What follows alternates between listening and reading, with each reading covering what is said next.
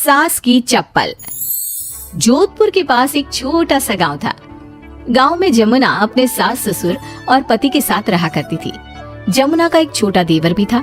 जमुना की सास बहुत ही कंजूस थी।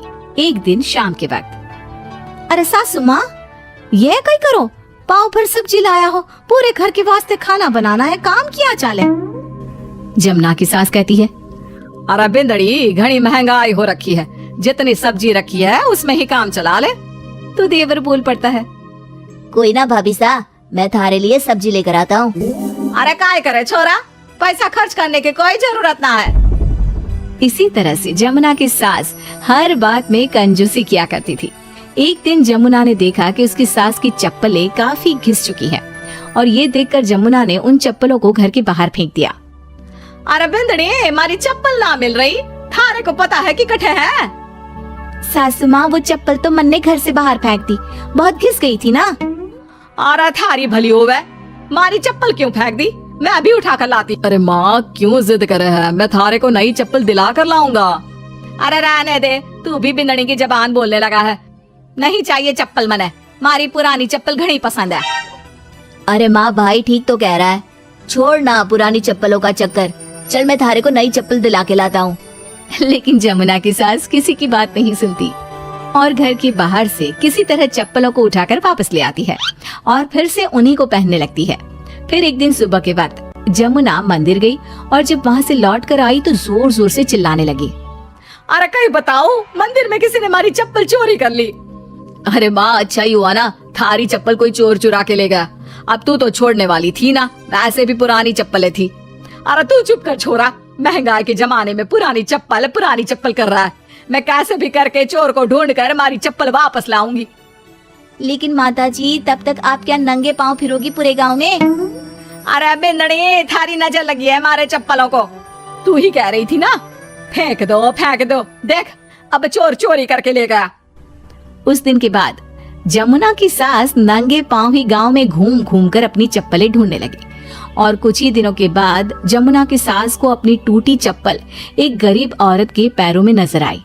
पकड़ लिया, अरे पकड़ लिया, तूने हमारी चप्पल चुराई ना, अब मैं थारे को छोड़ूंगी नहीं।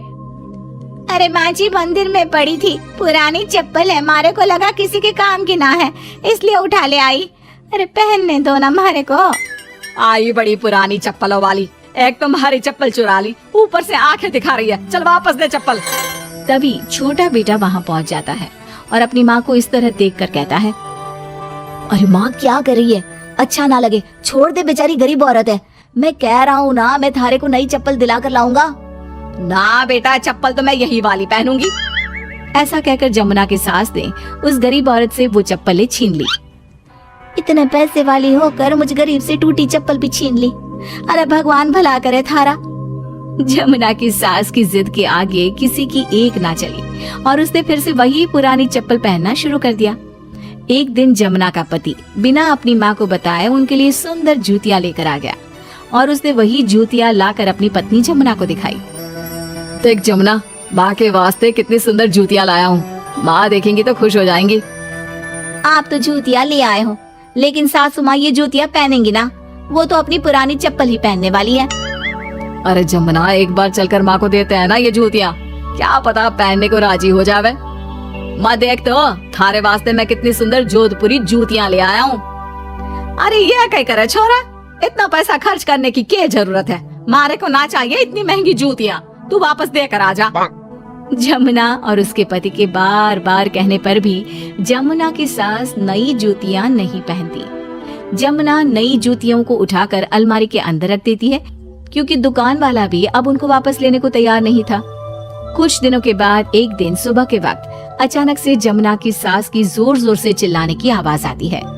आवाज सुनकर जमुना, उसका पति और देवर तीनों दौड़कर घर के आंगन की तरफ आते हैं और वहाँ पर देखते हैं कि जमुना की सास आंगन में जमीन पर गिरी हुई पड़ी थी।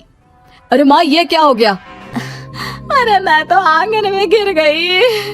अरे सासू माँ, आप गिर गई कैसे? चोट तो ना लगी ना थाने? अरे बिंदड़ी, कहीं बताओ, पैर में बहुत जोर का दर्द हो रहा है। अरे सासू माँ, थारे पैर में तो सूजन आ गई, लगता है जोर की मोच लगी है। माँ, ये सब थारी जिद की वजह से हुआ है, सारे घर वाले थारे से कह के थक गए कि पुरानी चप्पल छोड़ दे। भाई तो थारे लिए नई जूतियां भी ले आया, फिर भी तू ना मानी। हाँ देवर जी, आप ठीक कह रहे हो सकता है अब सासू माँ को हमारी बात समझ में आ जावे। अरे आ गई, बात समझ में आ गई, अच्छी तरह आ गई। पैर में बड़े जोर का दर्द हो रहा है, अब मारे को सारी बात समझ में आ गई। ला बेटा, जल्दी से नई वाली जूतियां ले आ, आज से ना मैं वही पहनने वाली हूँ।